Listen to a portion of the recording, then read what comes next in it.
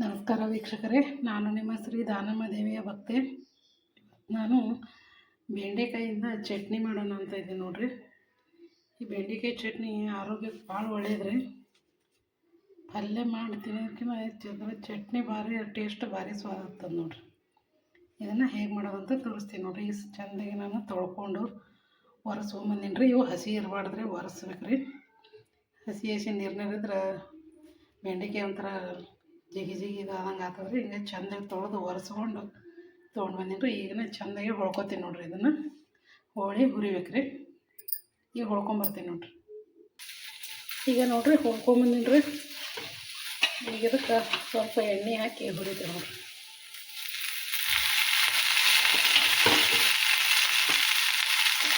ಹೊಳ್ಕೊತೀನಿ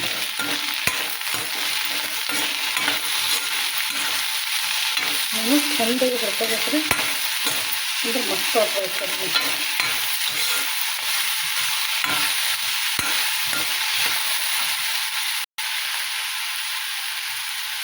ಏನು 4 ಮೆಣಸಿನ್ಕಾಯಿ ತೊಗೊಳ್ಬೇಡ್ರಿ, ಅವನು ಇದಕ್ಕೆ ಹಾಕಿ ಬರ್ಕೊತೀನಿ. ಮೆಣಸಿನ್ಕಾಯಿ ಸಾಕಾಗರಿ, ಅದಕ್ಕೆ ನಾವು ಒಂದು 5-6 ತೊಗೊಂಡ್ರಿ.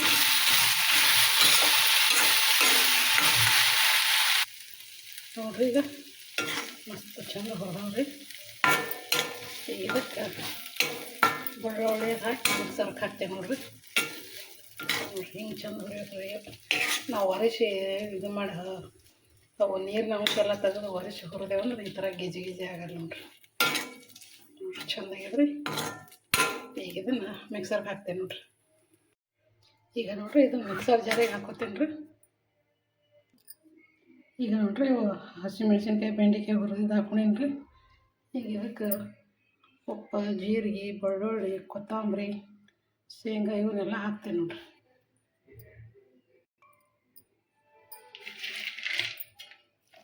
ಶೇಂಗಾ ಹಾಕ್ತೇನೆ ರೀ, ಬೆಳ್ಳುಳ್ಳಿ ರೀ, ಜೀರಿಗೆ ರೀ, ಉಪ್ಪು ರೀ, ಕೊತ್ತಂಬರಿ ಇದನ್ನೆಲ್ಲ ಹಾಕಿ ಮಿಕ್ಸರ್ಗೆ ಹಾಕೊಂಬರ್ತೀನಿ. ಈಗ ಇದನ್ನು ರುಬ್ಕೊಂಬರ್ತೀನಿ ನೋಡ್ರಿ. ನೋಡಿ ಈಗ ಇದನ್ನು ಮಿಕ್ಸರ್ಗೆ ರುಬ್ಕೊಂಬಂದೀನಿ ರೀ.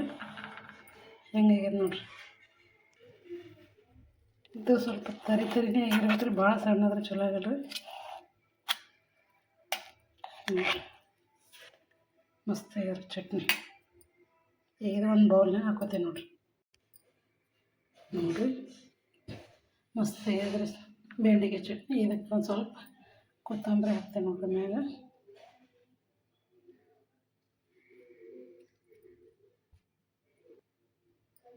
ನೋಡಿರಿ ಈ ಥರ ಬೆಂಡೆಕಾಯಿ ಚಟ್ನಿ ಬಿಸಿ ರೊಟ್ಟಿ ಭಾರಿ ಸೂಪರಾಗಿ ಹತ್ತದ್ರಿ. ಇದು ಆರೋಗ್ಯಕ್ಕೂ ಭಾಳ ಚಲೋ ರೀ. ಬೆಂಡೆಕಾಯಿ ಉಂಡ್ರೆ ಸೇರು ತುಪ್ಪ ಉಂಡಂಗೆ ಅಂತಾರೆ.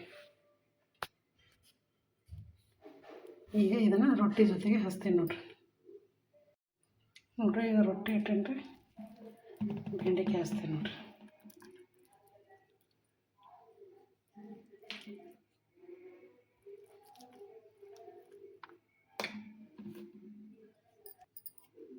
ನೋಡಿ ಈ ಥರ ಬೆಂಡೆಕಾಯಿ ಚಟ್ನಿ ರೊಟ್ಟಿ ಭಾರಿ ಸೂಪರ್.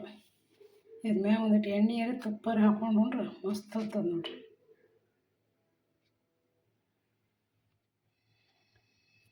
ನೀವು ಮಾಡಿರಿ ಒಮ್ಮೆ ಈ ಥರ. ನೋಡಿ ಹೇಗಿದೆ ಅಂತ ಬೆಂಡೆಕಾಯಿ ಚಟ್ನಿ ಸೂಪರಾಗಿ ಮಾಡೀನಿ ರೀ. ಈ ಥರ ನೀವು ಬೆಂಡೆಕಾಯಿ ಚಟ್ನಿ ಮಾಡಿ ಬಿಸಿ ರೊಟ್ಟಿ ಅಥವಾ ಚಪಾತಿ ಜೊತೆ ಊಟ ಮಾಡಿ ನೋಡಿರಿ ಹೆಂಗತ್ತ.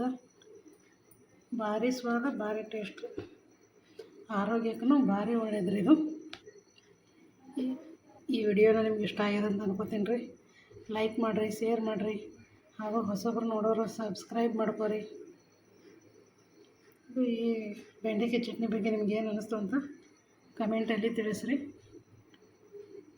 ನಮಸ್ಕಾರ ರೀ ಎಲ್ಲರಿಗೂ.